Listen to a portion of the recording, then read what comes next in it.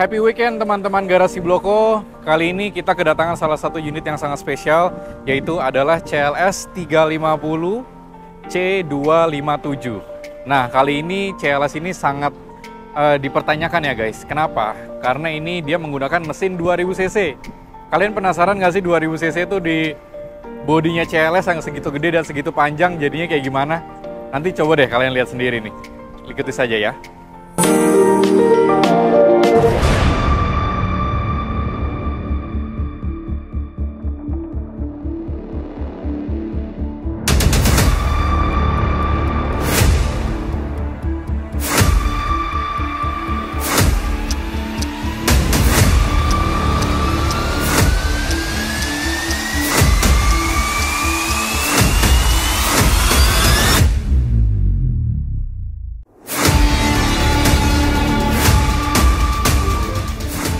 Nah, ini bagian spesialnya nih guys. Wah, kecil banget mesinnya guys. Kalian penasaran nggak sih sama performanya? Jadi mesin ini adalah mesin M264 2000 cc dengan turbo. Ini mesin digunakan di C300, E300 dan kawan-kawannya yang generasi selevel sama dia.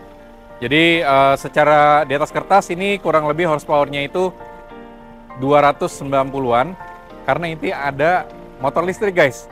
Nah, ini adalah M264 yang menggunakan sistem EQ Boost. Jadi selain 2000 cc dengan turbonya itu, dia ada motor listrik untuk mendorong paralel dengan sistem mobil tersebut. Plus minus, jadi EQ Boost atau yang sering dibilang adalah mild hybrid, dia tidak bisa menggunakan full EV mode. Karena dia sistemnya bukan terpisah, tapi dia paralel dengan kerjanya mesin. Jadi at all the time 100% itu dia pasti akan menggunakan mesin combustion engine ini. Jadi sistem si EQ Boost itu membantu untuk ngedorong, ibaratnya dengan 2000 cc kalian mendapatkan tenaga lebih, torsi lebih yang seharusnya seperti apa CLS 350 miliki. Jadi secara teknologi dan juga performa ini jauh lebih reliable dan jauh lebih enak dan lebih irit dari segi bensin nih guys.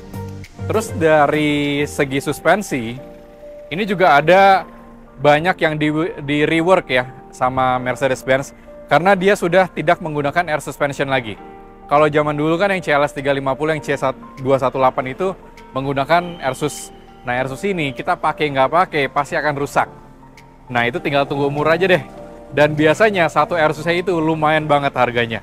Belum lagi either balon yang rusak, selangnya ataupun kompresor dari si Airsus tersebut. Nah, sekarang sudah menggunakan sistem suspensi yang sama seperti C300, yaitu adalah adaptive suspension. Jadi jauh lebih reliable dan jauh lebih enak untuk pemakaian sehari-hari. Kalian mau simpen lama ini mobil juga bener-bener nggak bakal kenapa-napa gitu loh. Jadi yang kalian harus perhatikan adalah tetap sama ya, seperti pada umumnya. Penggantian oli berkala itu jangan pernah di skip.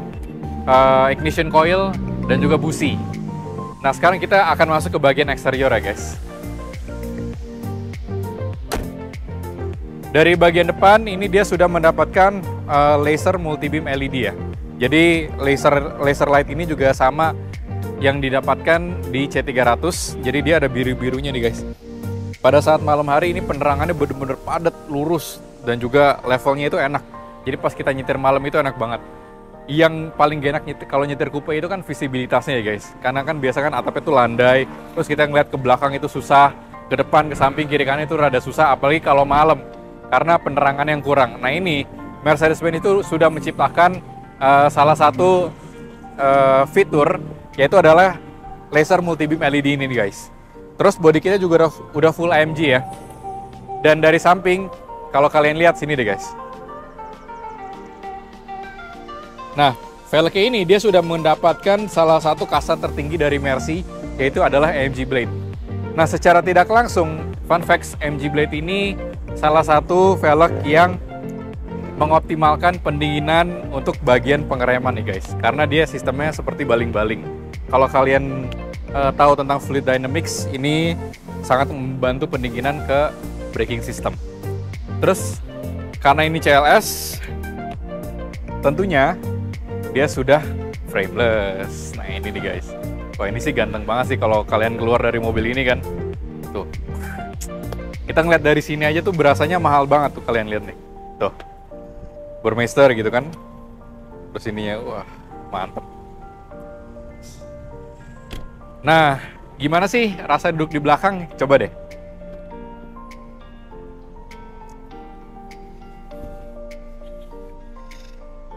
Ini tinggi saya, posisi nyetir saya 169 cm.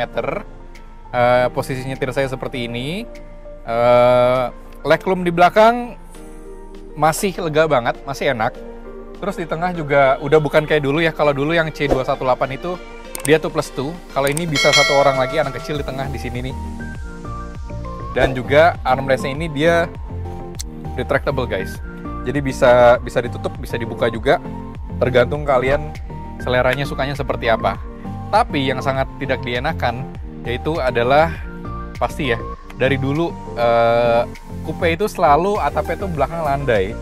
Jadi kalau kalian lihat nih plafon Mercy ini dia ada cut off di sini untuk headroom. Karena kalau ini nggak dipotong sedikit, mungkin ini akan segini dan mentok kena kepala gitu. Jadi ini memang sudah dipikirkan oleh Mercy, dia agak cembung nih ke dalam. Tapi walaupun memang sudah seperti ini, tinggi saya 169 cm, masih terasa sempit sih di belakang. Jadi memang CLS 350 itu cocoknya buat orang yang nyetir di depan. Sekarang kita ke bagasi guys. Bagasi ini dia dari belakang sebenarnya love and hate relationship ya, karena banyak orang yang nggak suka dengan lampunya, dengan bahasa desain ini rada awkward. Kalau menurut kita juga sebenarnya ya lebih ke arah situ sih guys. Nah tapi memang yang kita lihat dari bagasi belakang ini adalah salah satu fungsinya, yaitu udah dapat power back door. Jadi kita buka gini aja udah kebuka langsung. Dan ini di bawah dia mendapatkan toolkit P3K dan juga segitiga nih ya. Ini untuk kelengkapan mobilnya semua. Jadi memang dari ini CBU rakitan luar, tidak mendapatkan ban serep ya. Karena ban serep itu juga optional kalau di Mercy. Tutupnya juga tinggal dipencet seperti ini. Nah gitu. Jadi secara eksterior kalian bisa lihat ini mobilnya panjang. Mobilnya juga ganteng ya. Jadi ini atap itu landai. C257 Coupe. Jadi dari bahasa desain juga ini tipenya yang AMG. AMG ini benar-benar tipe yang paling tertinggi. Jadi kita nggak sabar nih guys. Rasa nyetirnya gimana sih? Langsung saja yuk. Nah, sekarang kita lagi test drive di salah satu mobil yang paling dibicarakan.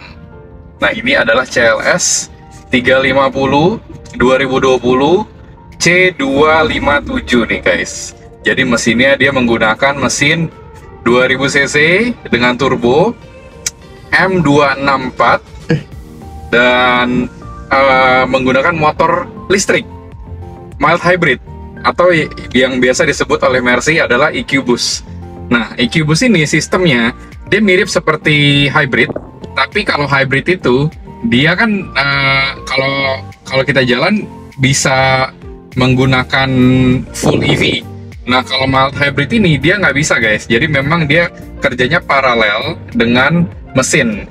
Nah, plus minusnya adalah plusnya itu tenaganya itu sangat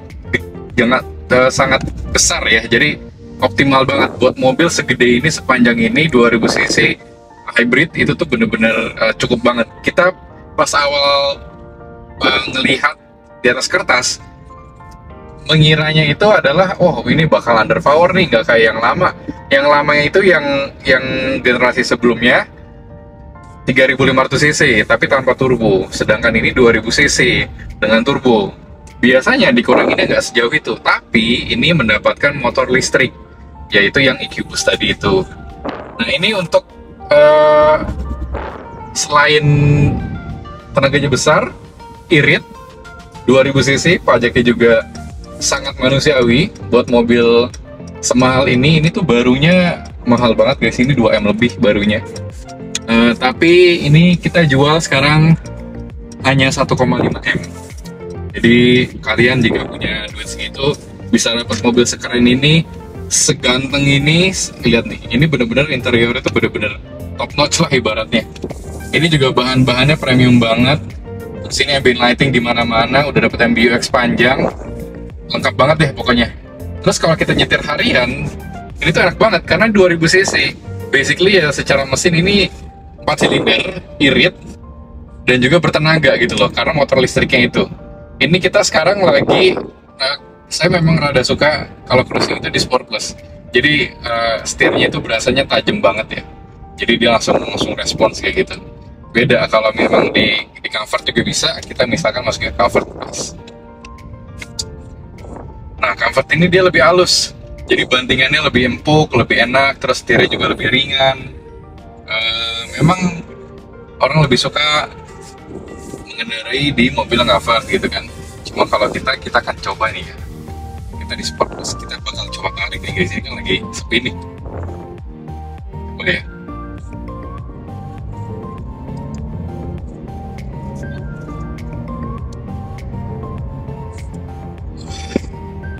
Gila sih ini, bener-bener 2000 cc loh guys.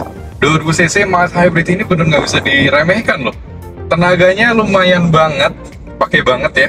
Karena baru bentar aja udah 60 miles per hour, which is 100 km per jam. Jadi mobil segede ini, seirit ini, pajaknya juga murah. Ini bener-bener lagi dibicarakan banget nih guys di market. CLS 350, karena kalau kita lihat di apa namanya, di atas kertas sebenarnya nggak akan masuk akal. Kenapa? Karena CLS 350 itu memang terkenal dengan mobil yang ber-cc besar guys dari dulu. Nah, sedangkan ini dia menggunakan mesin yang dipakai di C300, tapi ada motor listrik. Nah, itulah plus dengan kemewahan yang sudah diberikan oleh Mercy, yaitu adalah speaker Burmester. Ini lengkap semua depan belakang, ini speakernya banyak banget. Jadi dari secara audio juga enak banget ini guys. Apalagi ini mobil kan coupe ya, jadi agak landai gitu atapnya.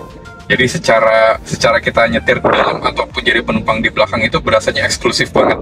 Beda, nggak kayak C-Class ataupun E-Class yang lainnya gitu. Jadi bener-bener berasa beda lah mahalnya gitu kan.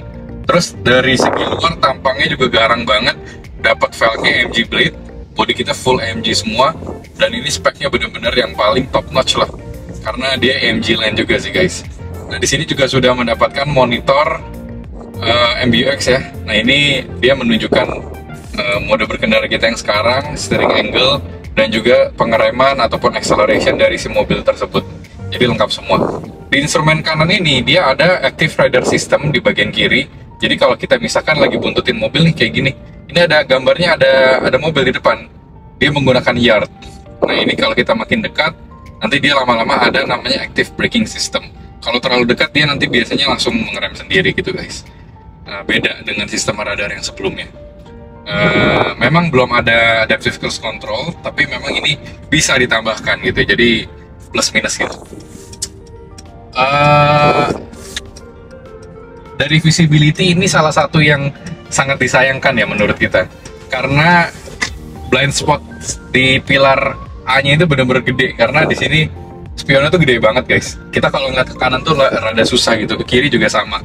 Jadi memang blind spotnya itu yang di pilar A-nya ini kiri dan kanan lumayan mengganggu. Cuma selebihnya dari itu benar-benar enak, lega. Terus ke belakang juga ngeliatnya enak, nggak ada blind spot di belakang ya. Dan juga dia ada blind spot monitoring system juga kalau di belakang.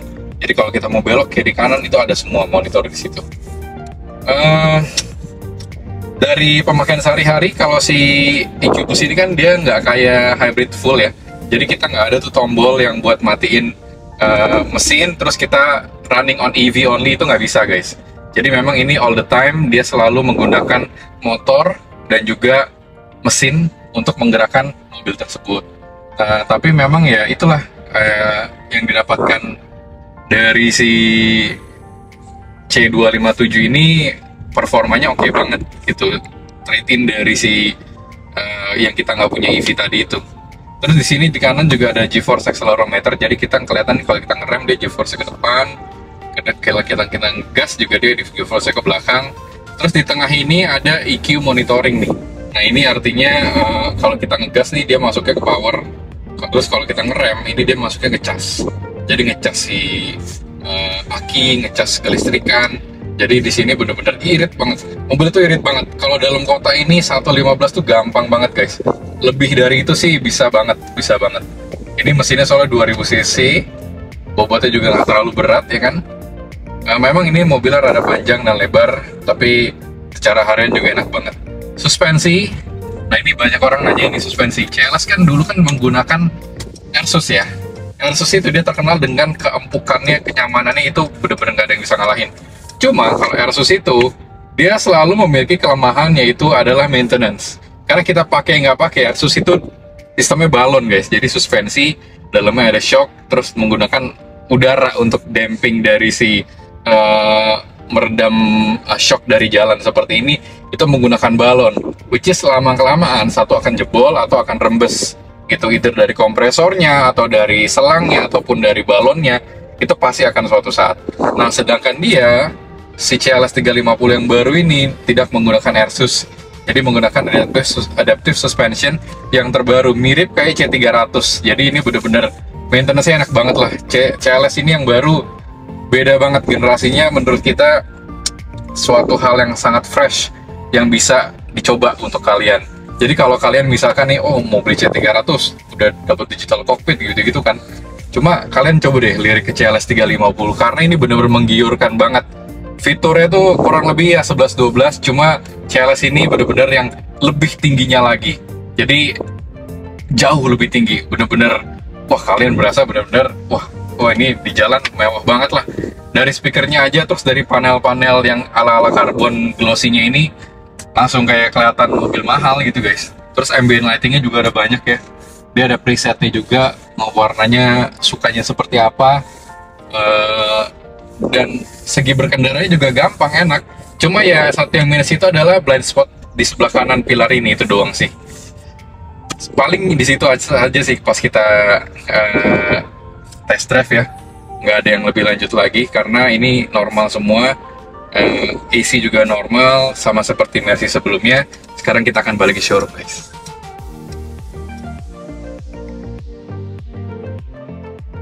Nah, tadi kita udah cobain rasa test drive-nya seperti itu.